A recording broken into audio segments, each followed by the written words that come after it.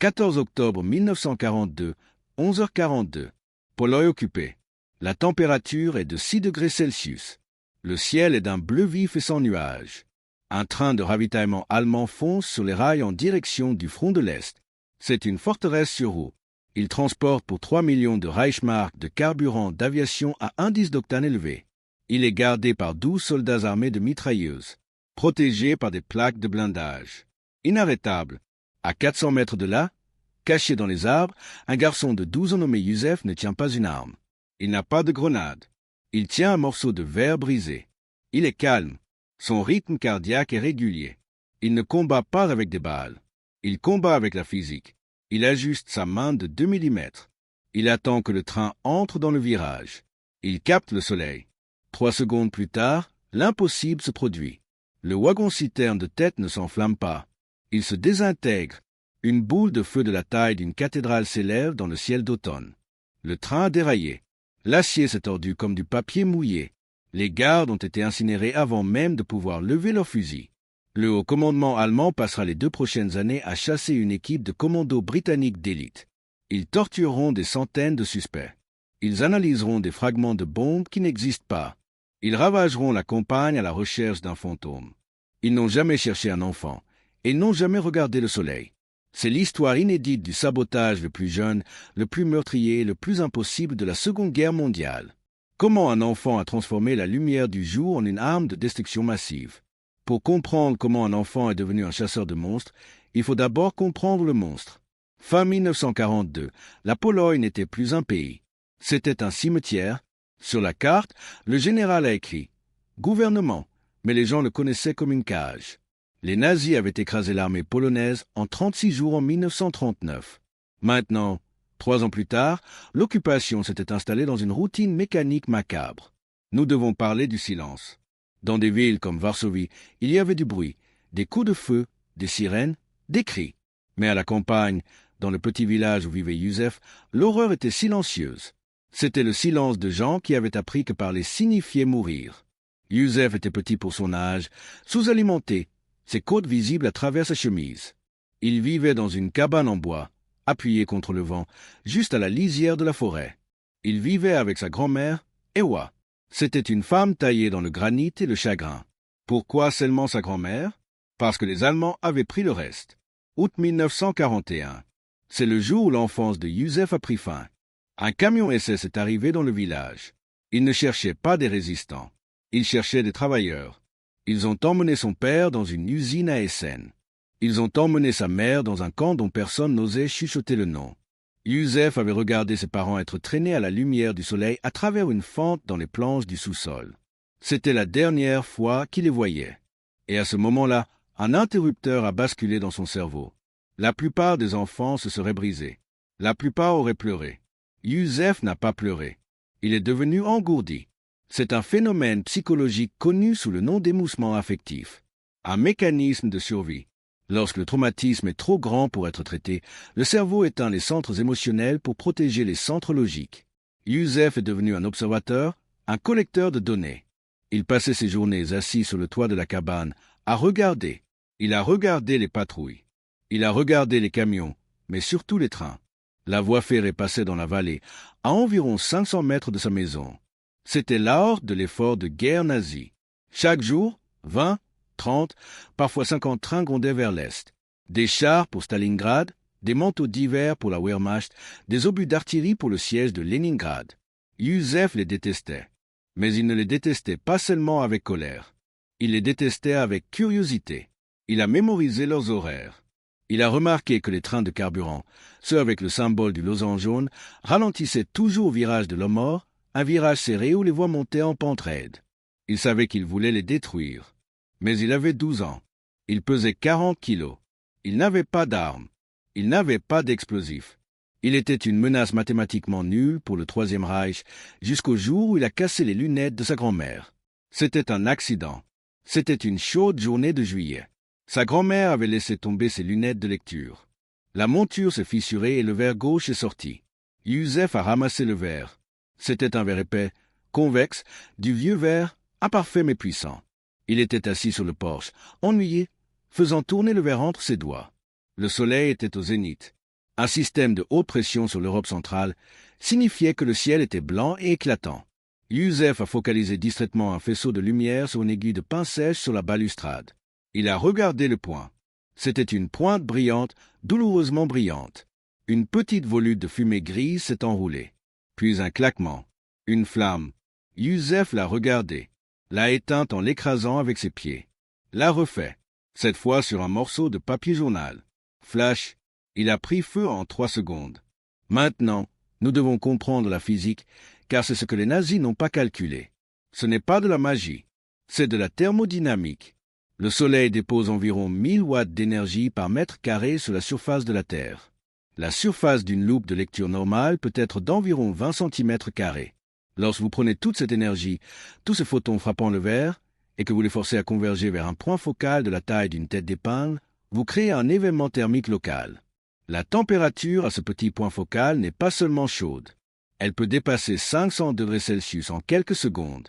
Le point d'éclair du bois sec est de 300 degrés Celsius. Le point d'éclair des vapeurs d'essence est de moins 43 degrés Celsius. La vapeur d'essence supplie d'exploser.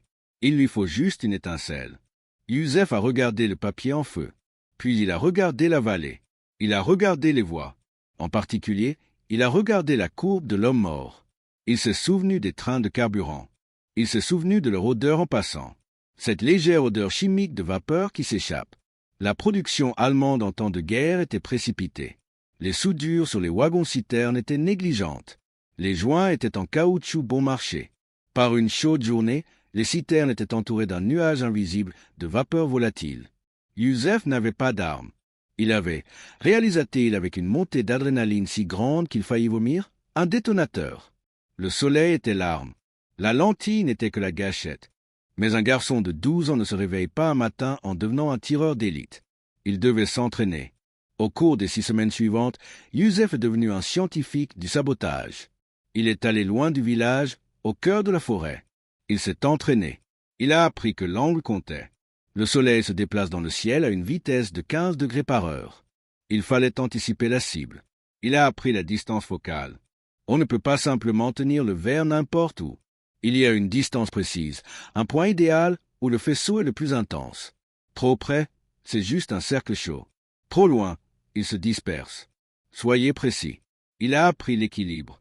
Ses mains tremblaient. Une main tremblante dissipait la chaleur, empêchant l'inflammation. Il avait besoin d'un support, d'un bipied. Il en a fabriqué un avec des branches tombées. Il a inventé un jeu. Il faisait flotter des morceaux d'écorce dans le ruisseau, comme des trains. Il s'asseyait sur la rive, les suivait avec sa lentille et essayait de leur percer un trou avant qu'ils ne passent devant un certain rocher. La première semaine, échec.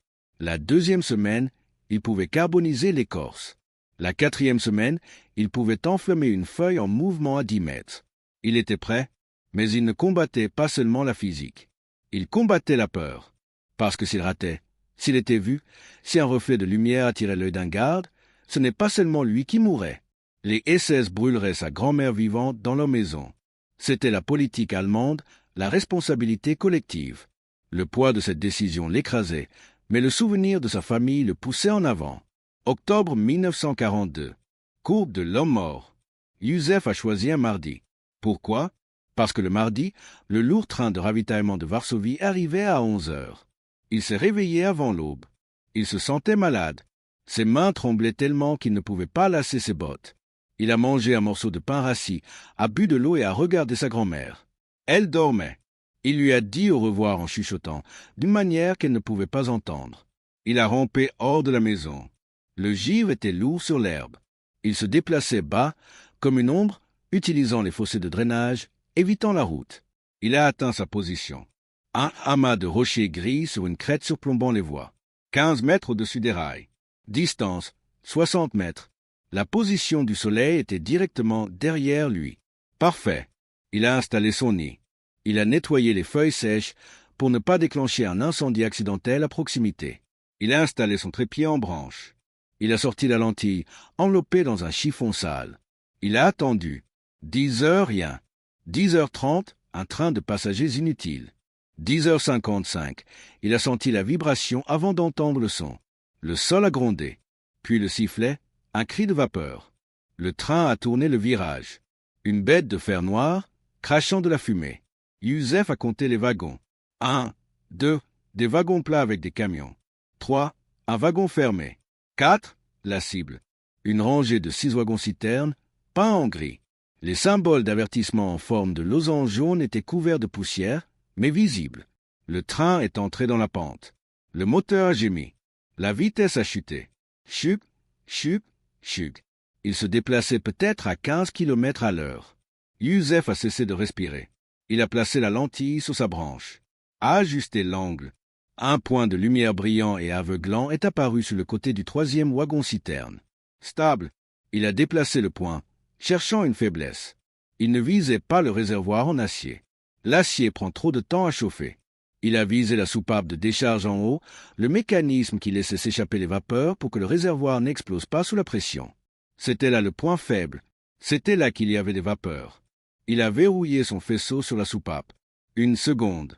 Le point a légèrement dansé. 2 secondes. Il s'est mordu la lèvre jusqu'au sang pour stabiliser ses mains. 3 secondes. Rien. Le train s'éloignait. Il perdait l'angle. La panique montait dans sa poitrine. Ça n'a pas marché. C'était une idée stupide. Un garçon stupide avec un morceau de déchet. 4 secondes. Et puis il l'a vu. Pas une flamme. Une ondulation. Comme un mirage de chaleur dansant au-dessus de la soupape. Les vapeurs chauffaient. 5 secondes.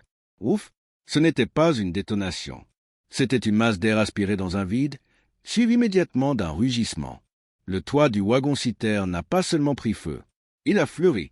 Un geyser de flammes orange a jailli de 6 mètres dans les airs. Youssef n'a pas regardé. L'instinct a pris le dessus au moment où il a vu le flash. Il a empoché la lentille et a roulé en arrière dans le fossé derrière la crête. Goum! La 2e explosion a secoué le sol sous lui. C'était assourdissant. Le réservoir avait explosé. Des milliers de litres de carburant en feu se sont déversés sur les voies, se déversant sur les bogies, faisant fondre la graisse. Le train a poussé un cri strident. Un cri de métal contre métal. Youssef a rampé. Il n'a pas couru. Courir attire l'attention. Il a rampé sur le ventre dans la boue glaciale, se frayant un chemin à travers les broussailles comme un serpent. Derrière lui, l'enfer s'était déchaîné. Il pouvait maintenant entendre des cris. Des voix allemandes, de la panique, des cris, le pop-pop-pop des munitions qui cuisaient dans les autres wagons. Il a atteint les arbres, s'est levé, a commencé à courir. Il a couru jusqu'à ce que ses poumons brûlent, jusqu'à ce que ses jambes soient du plomb. Il a trébuché dans la cabane de sa grand-mère, pâle, en sueur et tremblant violemment. Il est allé à la fenêtre et a regardé dehors. Une colonne de fumée noire, épaisse et grasse, s'élevait dans le ciel.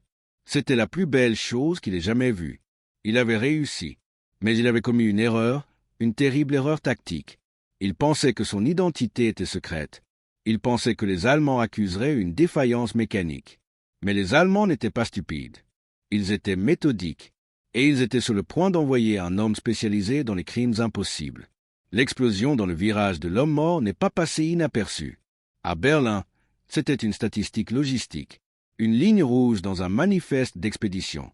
Mais au quartier général du district local, c'était une crise. 3 jours après l'attaque, une voiture d'état-major Mercedes noire est arrivée dans le village. Elle ne s'est pas arrêtée à la garnison locale. Elle s'est rendue directement sur le site de l'épave. Un homme qui ne ressemblait pas à un soldat en est sorti. Il ressemblait à un comptable qui avait échangé son grand livre contre une barge. Hauptsturmführer Klaus Reinhardt. Reinhardt n'était pas de la SS, il était de la branche technique de la Gestapo. Un expert en criminalistique anti-sabotage. Il ne criait pas sur les paysans. Il ne brûlait pas les maisons. Pas encore. Il a regardé le métal tordu, a marché sur les voies. L'épave avait été déblayée, mais les cicatrices restaient. Des marques de brûlure sur le ballast. Des traverses fondues. Reinhardt s'est agenouillé près de l'endroit où la citerne avait explosé. Il a passé son doigt ganté sur un éclat d'obus, a cherché des résidus chimiques, chlorate de potassium, TNT, dynamite, la signature de la résistance polonaise. Il n'a rien trouvé. Il a remonté le talus, a regardé les arbres, a cherché des fils de déclenchement, des câbles de batterie, des empreintes de pas. Il n'a rien trouvé. Il est resté là longtemps, regardant la courbe vide. Les partisans, Hauptsturmführer, a demandé son lieutenant. Reinhardt a secoué la tête. Les partisans sont désordonnés. Les partisans utilisent de vieilles mines soviétiques qui laissent des brûlures de nitrate. Ça, c'était propre. Il a regardé les crêtes où Youssef s'était allongé. Il a plissé les yeux. Trop propre, a-t-il chuchoté. Quoi que ce soit qui ait frappé ce train, ça n'a pas explosé dans le train. Ça l'a enflammé. Reinhardt a écrit un seul mot dans son carnet. Anomalie. Il a ordonné de doubler les patrouilles. Il a ordonné de couper les arbres à 50 mètres des voies. Il resserrait les taux autour d'un fantôme qu'il ne pouvait pas voir. Youssef a tout observé depuis son toit. Il a vu la voiture noire. Il a vu les arbres être coupés. Il a senti un nœud de peur froide dans son estomac. Les Allemands s'adaptaient. Ils lui enlevaient sa couverture. S'il retournait sur les crêtes, il serait repéré instantanément. La plupart des gens se seraient arrêtés. Il aurait été logique de brûler la lentille et de retourner à l'enfance. Mais Youssef ne pensait pas à la logique. Il pensait à la fumée. Il pensait que les Allemands, pour la première fois en 3 ans, avaient eu peur. Ils ne pouvaient pas s'arrêter. Mais ils ne pouvaient pas non plus rester le même. Ils devaient évoluer. Les semaines se sont transformées en mois. L'hiver est arrivé et est passé. La neige a rendu les attaques impossibles. Pas de soleil, pas de chaleur. Youssef a passé le temps à étudier. Il a réalisé que sa première attaque avait été chanceuse. Il s'était approché de trop près. 60 mètres, c'était suicidaire. Il avait besoin de portée. Il devait devenir un tireur d'élite. Il a volé un manuel de physique dans les ruines de la bibliothèque de l'école du village. Il ne pouvait pas lire tous les mots allemands, mais il a compris les diagrammes. Il a appris la collimation. Il a réalisé que pour brûler quelque chose de plus loin, il avait besoin d'une main plus stable et d'une journée plus claire. Il ne pouvait pas simplement tenir la lentille. Il avait besoin d'un support. Il a trouvé une vieille bûche creuse près du ruisseau. Il a creusé une encoche dans la bûche. A testé le montage de la lentille sur une planche. Il pouvait éliminer les micro-vibrations de son pouls. Il pouvait tenir un faisceau stable sur une cible pendant 30 secondes sans bouger un seul muscle. Le printemps 1943 est arrivé. Le soleil est revenu, plus fort qu'avant. Youssef a choisi une nouvelle cible cette fois. Pas une courbe, mais un pont.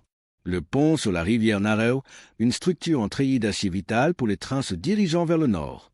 Les trains devaient le traverser au pas pour éviter de faire vibrer les fondations. Le problème, c'était la sécurité. Le pont avait des tours de guet, des projecteurs et des nids de mitrailleuses à chaque extrémité. Mais les Allemands avaient un angle mort. Ils cherchaient des bateaux sur les rives. Ils cherchaient des mines sur les voies. Ils ne surveillaient pas les falaises de calcaire à 300 mètres. 300 mètres, c'était une distance insensée. À cette distance, le point focal de sa lentille serait fragile. Une rafale de vent le dissiperait. Un nuage le ruinerait. Mais Youssef avait fait le calcul. À 14 heures, l'angle du soleil frapperait parfaitement la face de la falaise. 12 mai 1943. Youssef a grimpé la falaise. Il lui a fallu 2 heures pour escalader la paroi rocheuse, transportant sa lentille dans une chaussette rembourrée. Il s'est coincé dans une fissure. Invisible d'en bas, une poussière dans le paysage. Sous lui, la rivière clapotait. Le pont ressemblait à un jouet. À 14h14, la vibration a commencé. C'était un transport lourd. Des wagons plats chargés de chars Tiger et au milieu, 5 wagons-citernes de carburant pour les faire fonctionner. Youssef a installé son support en bûche. A monté la lentille. Le soleil lui tapait sur la nuque comme un marteau. Il a trouvé sa cible, le 2e wagon-citerne. À 300 mètres, la physique a changé. L'atmosphère elle-même est devenue une barrière. La poussière, le pollen, l'humidité, tout a diffusé la lumière. Youssef devait être patient, devait attendre que l'air se calme. Le train a rampé sur le pont. Les gardes dans les tours fumaient, regardant l'eau. Youssef a focalisé le faisceau. Il était faible, beaucoup plus faible qu'avant. Pas un point aveuglant. Une pièce de lumière douce et chatoyante. Il a tenu sur la soupape. 10 secondes. Rien. 20 secondes. Le train était à mi-chemin. 30 secondes. Ses yeux pleuraient à cause de l'éblouissement. Brûle, a-t-il chuchoté. S'il te plaît. La pièce de lumière chatoyante est restée verrouillée sur le métal noir. La chaleur augmentait molécule par molécule, luttant contre le vent et la distance. 40 secondes. Le wagon-citerne était presque à la fin du pont. Il avait échoué. La distance était trop grande.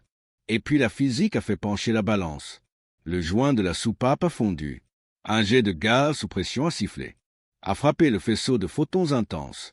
Inflammation. Ce n'était pas un incendie cette fois. C'était une déflagration. Le wagon-citerne a explosé alors qu'il se trouvait à l'intérieur du treillis d'acier du pont. La force de l'explosion a été contenue par les poutres, amplifiant l'onde de choc. Le son était celui de la terre qui se fondait.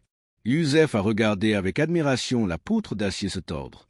La chaleur du carburant en feu a fait fondre les rivets structurels avec un gémissement qui a résonné dans toute la vallée. La travée centrale du pont s'est effondrée. Le train en feu, les chars, le carburant. Tout a plongé de 50 mètres dans la rivière en contrebas. Un énorme nuage de vapeur et de fumée s'est élevé, dissimulant la destruction. Youssef n'est pas resté pour regarder. Il a redescendu la falaise en se frottant les mains, a couru à travers la forêt, son cœur battant un rythme de pure victoire. Il avait détruit un pont, avait jeté des chars dans une rivière. C'était un dieu. Il est retourné au village au coucher du soleil. Il s'attendait à se sentir triomphant, à se sentir comme un héros. Mais il a marché dans un cauchemar. La place du village était pleine de soldats. Des camions tournaient au ralenti. Reinhardt était là. Mais Reinhardt ne regardait pas le métal tordu aujourd'hui. Il regardait une liste. L'explosion sur le pont était trop importante. N'ayant pu trouver le saboteur, les Allemands ont fait ce qu'ils font toujours. Ils ont fait payer la population locale. Youssef s'est figé dans la foule, se cachant derrière les jambes des adultes. Il a regardé les soldats traîner 10 hommes de leur maison. Le boulanger, l'instituteur, le forgeron, des hommes que Youssef avait connus toute sa vie, des hommes qui lui avaient donné des pommes quand il avait faim. Reinhardt se tenait sur les marches de la mairie. Il a ajusté ses lunettes, a parlé calmement. Le sabotage a un prix, a-t-il dit. Si le coupable ne se dénonce pas, la communauté paiera la dette. Ils ne les ont pas fusillés. Ils les ont pendus. Devant tout le monde, devant Youssef. Le silence du village a été brisé par les pleurs des femmes. Youssef était figé. Il ne pouvait pas respirer, ne pouvait pas cligner des yeux. Il a regardé le corps du boulanger se balancer, puis ses propres mains, les mains qui avaient tenu la lentille. Ce n'étaient pas les mains d'un héros, c'étaient les mains d'un meurtrier. Il est rentré en courant, a vomi dans la cour, s'est mis au lit et a tiré la couverture sur sa tête, tremblant de manière incontrôlable. Il voulait briser la lentille, la jeter dans la rivière, crier aux Allemands. C'était moi, prenez-moi. Mais il ne pouvait pas, parce que s'il avouait, il ne le tuerait pas simplement. Il tuerait sa grand-mère.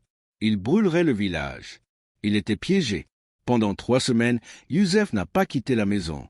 Il est resté assis dans le noir. La culpabilité était un poids physique pressant sur sa poitrine. Il a cessé de manger. Chaque fois qu'il fermait les yeux, il voyait le visage du boulanger. Mais dehors, les trains continuaient de passer. Il les entendait la nuit. Le grondement, le sifflet, le son de la machine de guerre nazie se nourrissant de son pays, et il a réalisé quelque chose de terrible. Les Allemands avaient tué 10 hommes pour l'arrêter. S'il s'arrêtait maintenant, ces 10 hommes seraient morts pour rien. S'il s'arrêtait maintenant, la peur aurait fonctionné. Reinhardt avait fait un calcul. Il avait échangé la vie de 10 Polonais contre la sécurité de ses trains. Youssef s'est redressé dans son lit, a regardé la lune. Il ne pouvait pas ramener les morts, mais il pouvait rendre ce calcul si coûteux que les Allemands ne pourraient pas se le permettre. Il ne se battait plus pour la victoire. Il se battait pour la vengeance. Il a sorti la lentille de sous son lit, l'a nettoyée. « Je ne raterai pas » a-t-il chuchoté dans le noir. « Et je n'arrêterai pas. » Mais Reinhardt attendait.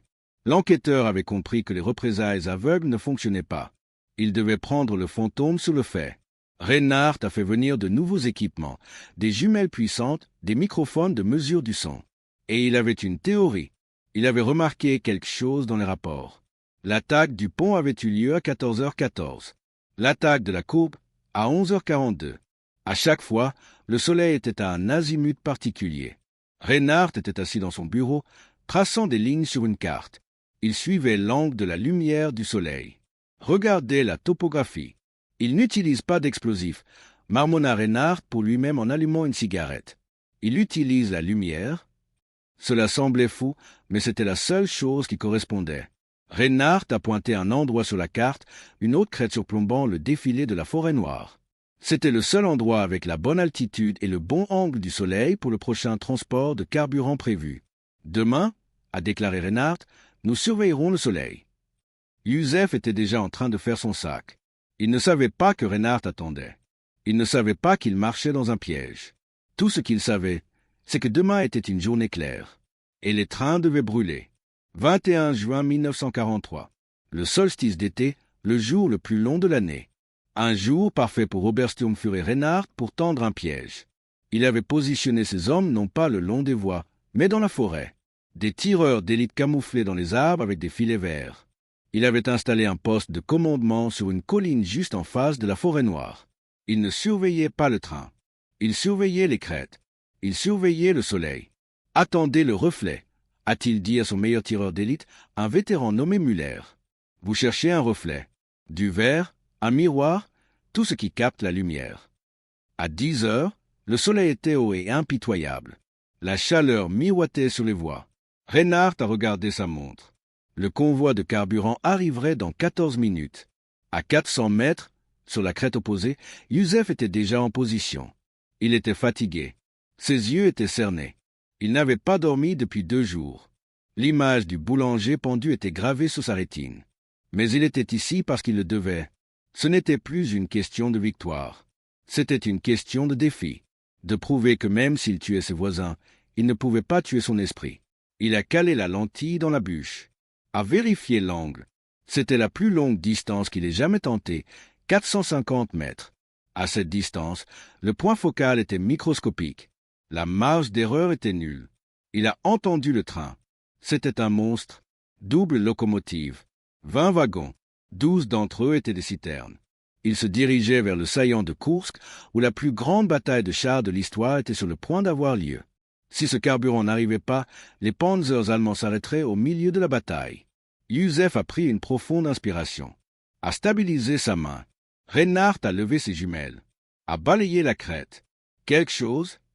Rien, Herr Obersturmführer, a répondu Müller, les yeux rivés à son viseur. Juste des rochers. Le train a rugi dans la ligne droite. Youssef a capté le soleil. A focalisé la lumière. C'était une aiguille de lumière chatoyante et minuscule. Il a dirigé vers le 3e wagon-citerne. Allez, a-t-il chuchoté. Brûle. Reinhardt l'a vu. C'était un éclair, un scintillement de lumière momentanée sur la ligne de crête. Pas naturel. Trop net, trop brillant. Contact, a hurlé Reinhardt. Secteur 4, les rochers gris, feu. Müller n'a pas hésité. Il a appuyé sur la gâchette. Tchac. La balle a frappé le rocher à 2 mètres du visage de Youssef. Des éclats de pierre lui ont piqué les yeux. Youssef a sursauté, a reculé. La lentille a glissé. Je le vois, a crié Müller.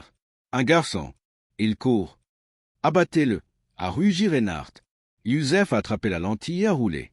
Des balles ont mâché la terre là où il était allongé une seconde plus tôt. Zip, zip, zip. Il le traquait. Il a rampé à 4 pattes, a glissé derrière la crête. Mais il avait laissé quelque chose derrière lui. Le faisceau. Pendant les 3 secondes avant que la première balle ne touche, le faisceau avait été verrouillé sur la citerne. La chaleur avait déjà fait son travail. La vapeur avait déjà commencé à bouillir. Alors que Müller tirait sa 2e balle, la physique est intervenue. L'explosion n'était pas un son. C'était une onde de pression qui a projeté Reinhardt sur le dos.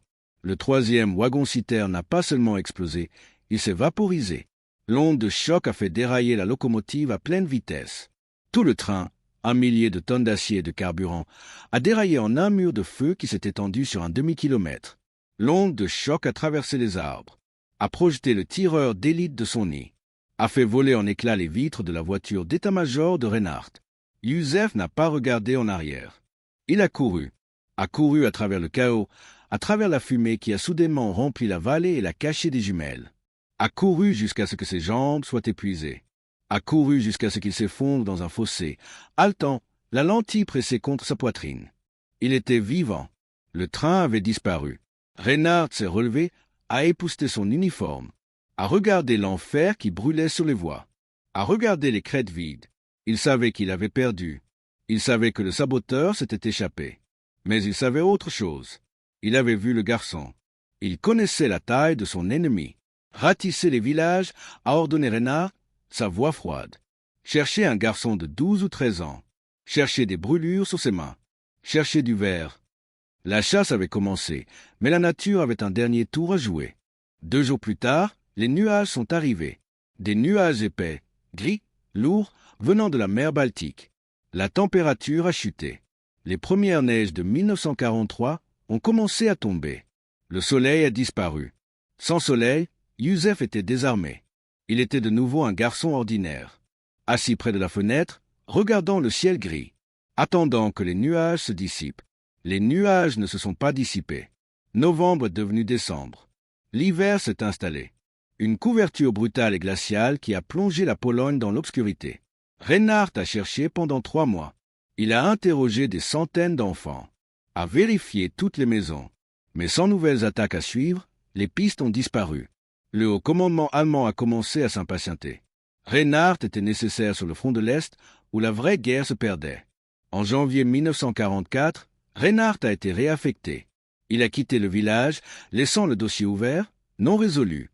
Le fantôme avait disparu dans la brume hivernale. Youssef n'a plus jamais attaqué. La guerre les a dépassés. Les Soviétiques sont arrivés en 1944. Les Allemands se sont retirés. L'occupation a pris fin. La grand-mère de Youssef est morte dans son sommeil ce printemps-là. Elle n'a jamais connu la paix, mais elle est morte en sachant que son petit-fils était en vie. Youssef a enterré la lentille avec elle. Enveloppé dans le même chiffon sale qu'il utilisait sur les crêtes, il a laissé dans ses mains froides. C'était son arme, elle lui appartenait. Il s'est tenu près de la tombe. Il avait 14 ans. Il était seul. Il avait tué des dizaines d'hommes, avait détruit des millions de dollars de matériel, avait changé l'histoire. Et il s'est effacé dans le silence. Détroit, Michigan. 1987, une chambre d'hôpital. Le bourdonnement d'un ventilateur. L'odeur d'antiseptique. Un vieil homme est allongé dans un lit. Son nom est Joseph, un machiniste à la retraite de l'usine Ford.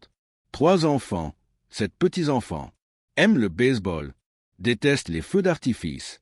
À côté de lui, un jeune étudiant diplômé est assis avec un microphone. « Parlez-moi de la guerre, Joseph », demande l'étudiant. « Avez-vous combattu ?»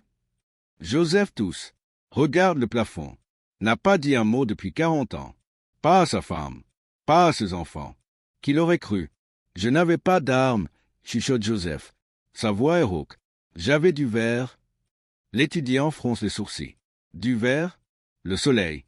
Joseph ferme les yeux. J'ai utilisé le soleil, dit-il. Il raconte l'histoire. Des trains, de la courbe, du pont, du boulanger pendu, de l'enquêteur qu'il a presque attrapé. L'étudiant enregistre tout. Mais plus tard, en transcrivant la cassette, il secoue la tête. Scénique, écrit-il dans ses notes. Sujet confond la mémoire avec l'imagination. La cassette est stockée dans une boîte dans les archives de l'université. Elle prend la poussière pendant 30 ans. L'historienne militaire, le docteur Elena Zimmermann, fouille dans les archives de la 9e armée allemande. Elle cherche des rapports logistiques. Elle trouve un dossier. Dossier de la Gestapo Yanadu Safraven 7B. Le saboteur fantôme de Zach. Elle lit les notes de Reinhard. Les attaques n'ont lieu que les jours ensoleillés. Les preuves indiquent une énergie thermique focalisée. Suspect petit, probablement un enfant. Le docteur Zimmermann se fiche. Elle se souvient d'une histoire qu'elle a entendue une fois. Une cassette d'histoire orale de Détroit. Elle retrouve les enregistrements. Croise les dates. 14 octobre 1942. Train 7 Alpha détruit. La cassette de Joseph. J'ai eu le premier en octobre. C'était un mardi. Le 14 octobre 1942 était un mardi. Elle vérifie les bulletins météo de ce jour-là. Ciel clair, haute visibilité. Elle vérifie l'effondrement du pont.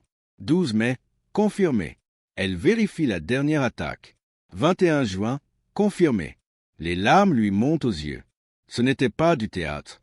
Ce n'était pas une fantaisie. C'était réel. Elle a publié son article. Le monde a enfin appris le nom du garçon qui s'est battu avec le soleil. Mais Joseph était parti. Il est mort 2 semaines après cette interview en 1987. Sa tombe est simple. Pas de médaille, pas de monument, juste un nom. Mais si vous allez dans ce village en Pologne aujourd'hui, si vous montez sur les crêtes qui surplombent l'ancienne voie ferrée, vous pouvez encore les trouver. Des rochers calcinés, des pierres noircies non pas par le feu, mais par une chaleur si intense qu'elle a vitrifié le granit. Ce sont les seuls témoins qui restent. On nous a appris que les guerres se gagnent avec les plus grosses bombes, les chars les plus puissants, les généraux les plus bruyants. Mais l'histoire est pleine de fantômes, pleine de gens comme Youssef. Des gens trop petits pour être vus, trop faibles pour être craints et trop désespérés pour se rendre. Youssef a prouvé que vous n'avez pas besoin d'une armée pour arrêter un empire. Vous n'avez pas besoin d'une arme pour tuer un monstre. Vous avez juste besoin d'un morceau de verre brisé, la patience d'une pierre, et le courage de se tenir dans l'obscurité et de capter la lumière. C'était l'histoire de l'arme solaire, l'incroyable histoire vraie du garçon qui a brûlé le Reichs. Si vous avez apprécié cette plongée profonde dans l'histoire secrète de la Seconde Guerre mondiale, n'oubliez pas de cliquer sur le bouton j'aime. Cela nous aide à trouver d'autres histoires perdues comme celle de Youssef. Et abonnez-vous, car les livres d'histoire sont pleins de pages blanches et nous allons les remplir ensemble. À la prochaine fois.